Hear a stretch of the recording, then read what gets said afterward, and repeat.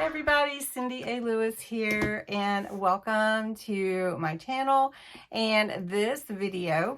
On Monday in Crafts and Games, we created this fun card on Monday night with the Through the Looking Glass package. It's a little box of goodies, all based on the Alice in Wonderland theme from Crafter's Companion. It is a Sara Davies collection.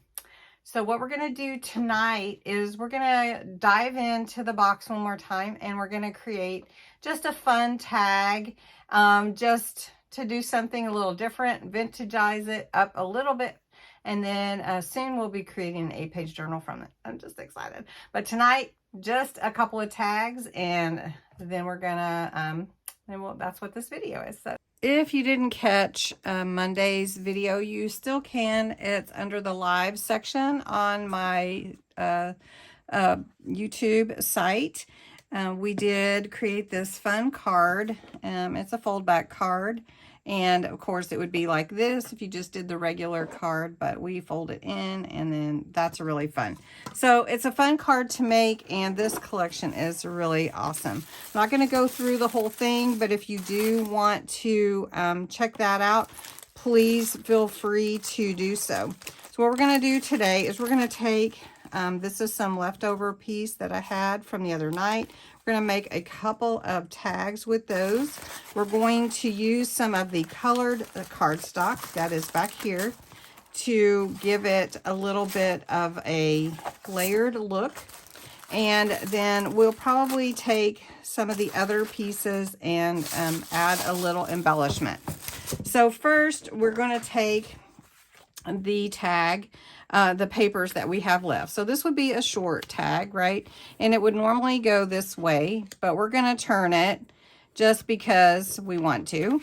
So the cup in Alice in Wonderland could be going on its side, right? Looks like the whatever's inside is coming out that way. And then we're going to use this one. And now this one is about 3 inches. I want my tag to be about 2.5. So I am going to cut this down to 2.5 inches. So it's going to be 2.5 by 6. I believe that's 6. So we might cut it just a little bit. So it'll be 2.5 by, let's do 5.5. 2.5 by 5.5. So we have a good size there. All right. Always save your scraps. You never know. All right. This one is also already cut. It is 2.5 by 3.5. Okay. So to mat and layer that, I'm taking one of this beautiful blue. It's a deep blue, and I'm going to make it 2 3/4. And then this was 5.5, so make it 5 3/4. So you can see we can mat and layer that, and it'll look really, really nice. Okay. Then we're going to do the same thing for this one. It's 2.5, so we're going to go 2 3/4. And we're going to go 3 3/4. Remember, it was 3.5. So you can see it will fit nicely like that. So we're going to make 2 matte and layered tags. Since not everyone has a tag punch or anything, I'm just going to go ahead. I did a punch mine.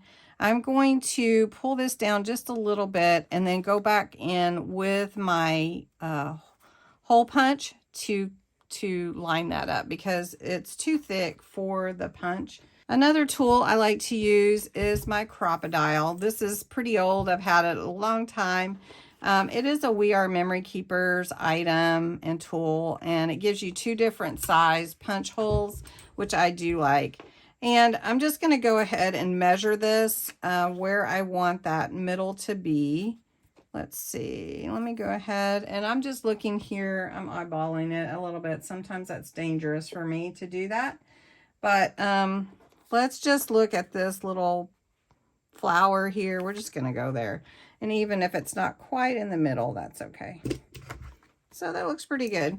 Now, if you wanted to make your edges, your corners curved, you could do that too. But we'll just leave this like it is, because not everybody has that. So the next thing that I'm going to do is take my glue, and this is my alcohol-based glue that I like to use, and it's called Collal glue. And I'm just going to glue this onto my page. Now this already has a vintage look to it, but I'm going to take my my brown ink and go around it once it's already matte and layered. You could wait till you do it before instead of waiting until you put your papers together. So we're just going to go with this right here, and these look really, really nice. Just going to cover my mat and take some cocoa. I like the brown color rather than the black, but you could use whatever you like. And I'm just going to pull that in from the outside to make it look a little more old. And I like to call it vintageizing. So that's what I do here. And believe you me, I am going to have a shirt. You can see the difference that it makes it look older. So I'm going to do the same thing here. One thing that I really enjoy is using a stencil here and there. So what I'm going to do is I'm going to just do a silhouette of Alice here on my bookmark. And I'm just going to use a dauber and some black alcohol proof dye ink. And I'm just going to go over this as if she were just a shadow. So I'm just going to do this with this stencil that came with the kit. And I'm not rubbing up and down, I'm just daubing. So stencils are really fun to use, and I'm holding it really tight because there are times where it will move and then you don't get that clean look. All right. Now another thing that's part of this are the mushrooms here. So I'm just going to make it all a shadow here at the bottom. And then we're going to take a peek and see how that looks. And if it needs more, then we can do that. All right. So holding it in place, we're just going to take a quick look. And that looks really good. So there is Alice. And that adds a ton to it. I just love that. Now, the other thing that I could do is the Cheshire Cat up here. So we could do that. Let's do the cat right here on the edge. I'm going to do the same thing. I'm just bringing in this tree branch so that you can tell he's supposed to be on the tree. And we'll see how this comes out. Now, there's a lot here that can move with the tree branches, so I'm having to hold it really tight. All right, now I'm going to hold this down. We're going to take a peek, and that's looking good. I think I do need to come up with the branch up here just to add a little bit more. All right, and there we go. And doesn't that look awesome? I just love that. And really, that's all I plan to do with that. Put some of the ribbon on there. So on this one, I'm going to put the white rabbit. And I know the rabbit's supposed to be white, but I'm going with this silhouette, remember? And we're just doing this cool look of a shadow effect. Plus, it looks really vintage this way. And you don't have to do it this way, but this is just what I've chosen for these tags. And there we go. So there we go. We have the two different tags, really fun to make.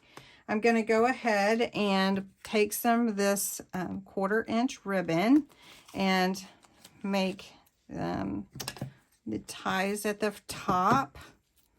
So I put my loop in the hole, and then I pull it up and my tail's through. And I like that. I'm going to cut these. There we go. So there's one. And I did choose the blue. You could use whichever colors that you want. I don't need that whole big amount. I love this ribbon, but I really wish there was more of it. All right, so there we go. 2 beautiful tags made from the Alice in Wonderland, or Through the Looking Glass. I want to say Alice in Wonderland. It is Alice in Wonderland, but it's Through the Looking Glass, and they look really vintage. So I hope you enjoyed this inspiration and something else that you could do with Through the Looking Glass box. So thanks so much for watching.